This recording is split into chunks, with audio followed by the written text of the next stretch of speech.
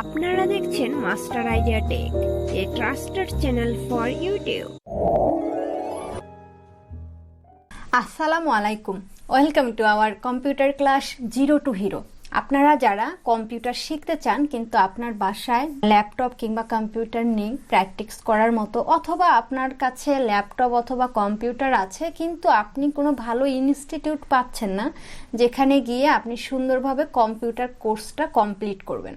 কারণ আমরা জানি বর্তমান সময়ে চাকরির ক্ষেত্রে বা আমাদের ডেইলি লাইফে কম্পিউটার একটি গুরুত্বপূর্ণ পার্ট হয়ে গেছে। আপনি জব করতে গেলেও আপনার কম্পিউটার এক্সপিরিয়েন্স লাগবে, যাই করেন বর্তমান সময়ে আপনার কম্পিউটার জানতেই হবে। সো আমি তাদের কথা বিবেচনা করে এই পুরো কোর্সটা সাজিয়েছি স্টেপ বাই স্টেপ, যারা কোনো ভালো ইনস্টিটিউট পাচ্ছেন না ভালোভাবে কম্পিউটারটা শেখার জন্য, তাদের জন্য আমাদের এই special course computer class zero to hero. এই কোর্সের মধ্যে আপনি একদম কম্পিউটার কিভাবে কাজ করে এখান থেকে শুরু করে একদম হাই কোয়ালিটি, আমি এখানে বলেই দিয়েছি জিরো টু হিরো, মানে যার কম্পিউটার ব্যাপারে বেসিক আইডিয়া নাই, কম্পিউটার কিভাবে কাজ করে, যে জানেই না ল্যাপটপ কিভাবে ওপেন করতে হয়, তাদের জন্য মূলত আমাদের এই কোর্স।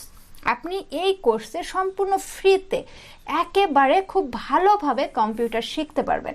ইনস্টিটিউটে যেরকম শেখান আমার মনে হয় এই ক্লাসগুলোতে তার চেয়েও বেশি ভালো শিখতে পারবেন।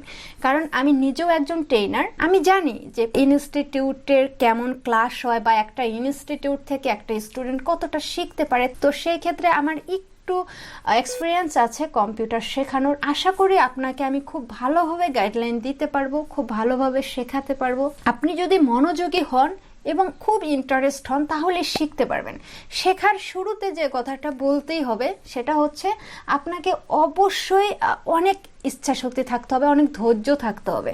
কারণ কম্পিউটারটা এরকম না যে একটা বই আজকেই আমি কভার করে ফেলবো, নট পসিবল। কারণ কম্পিউটার অনেক বড় একটা জিনিস, মানে হাজারটা ভাগে বিভক্ত কম্পিউটার। আপনার যে কম্পিউটারের প্রতি আসক্ত না থাকে আপনি শিখতে পারবেন না।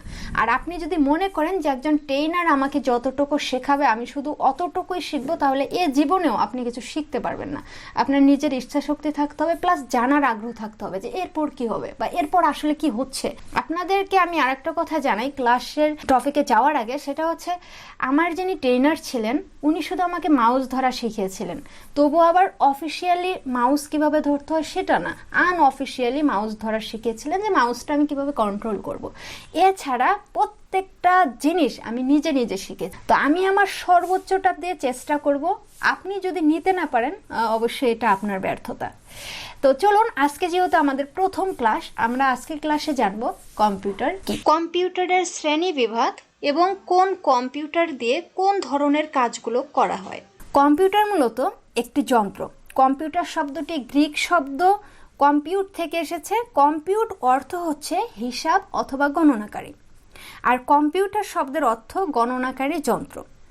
কিন্তু 2023 সালে এসে কম্পিউটার শুধু হিসাব গণনাকারী যন্ত্র বললে ভুল হবে, কারণ আমরা সবাই জানি কম্পিউটার এখন কতটা আপডেট এবং কম্পিউটার দ্বারা সব ধরনের কাজ করা যায় খুবই নির্ভুলভাবে, দ্রুত গতিতে। মূলত ঐতিহাসিক যুগে গণনা করার জন্য বিভিন্ন ধরনের যন্ত্র আবিষ্কার করা হয়েছিল।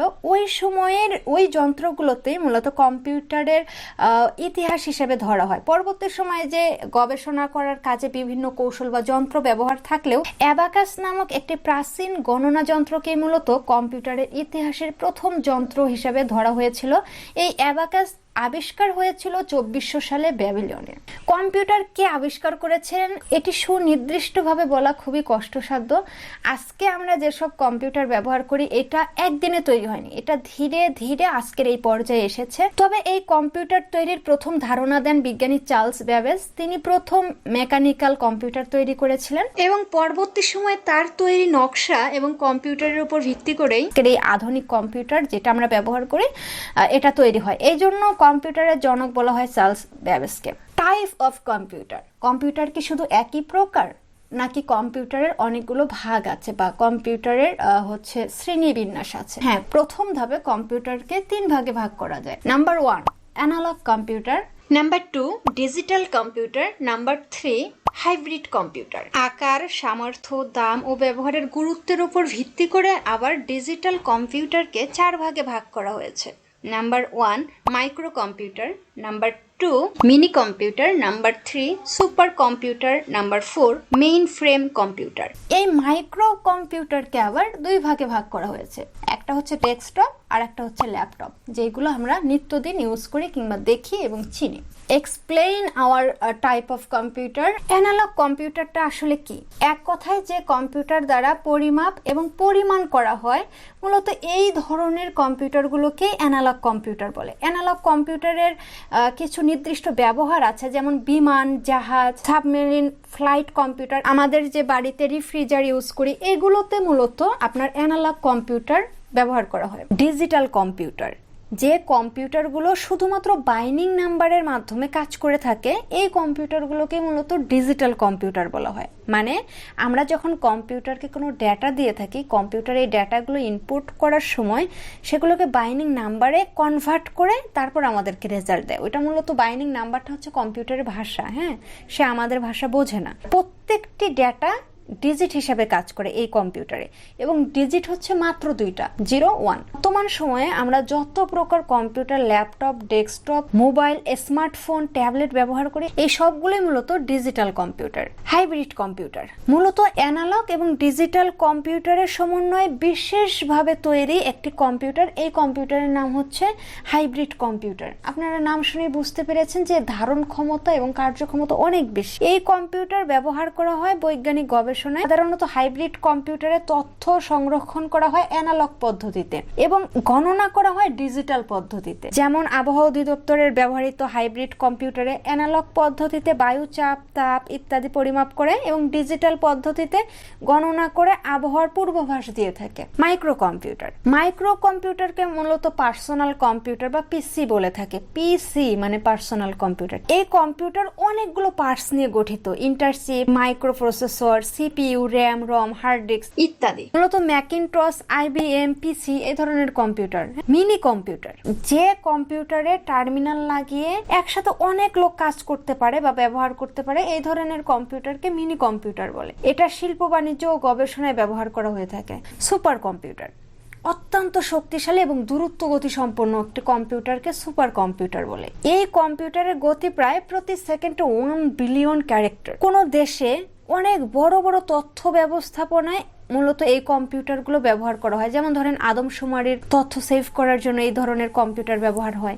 Main frame computer, main frame computer হচ্ছে অনেক বড় একটা কম্পিউটার। এই কম্পিউটারগুলো প্রধানত গুরুত্বপূর্ণ এবং বড় অ্যাপ্লিকেশনের জন্য ব্যবহার করে। হ্যাঁ, যেমন জনসংখ্যা, শিল্প, ভোক্তা পরিসংখ্যান, এন্টারপ্রাইজ, রিসোর্স পরিকল্পনা এবং লেনদেন প্রক্রিয়াজাত এইরকম কাজেও ব্যবহার হয়। তবে এই মেইন ফ্রেম কম্পিউটারগুলো ঢাঁচার মতো বড় বড় প্রতিষ্ঠানে ব্যবহার করা হয়। তো আজকের ভিডিওতে আমরা জানলাম কম্পিউটার কি, কম্পিউটারের শ্রেণীবিভাগ এবং প্রত্যেকটা কম্পিউটারের কোন কম্পিউটার আসলে কোন কোন কাজ করে থাকে।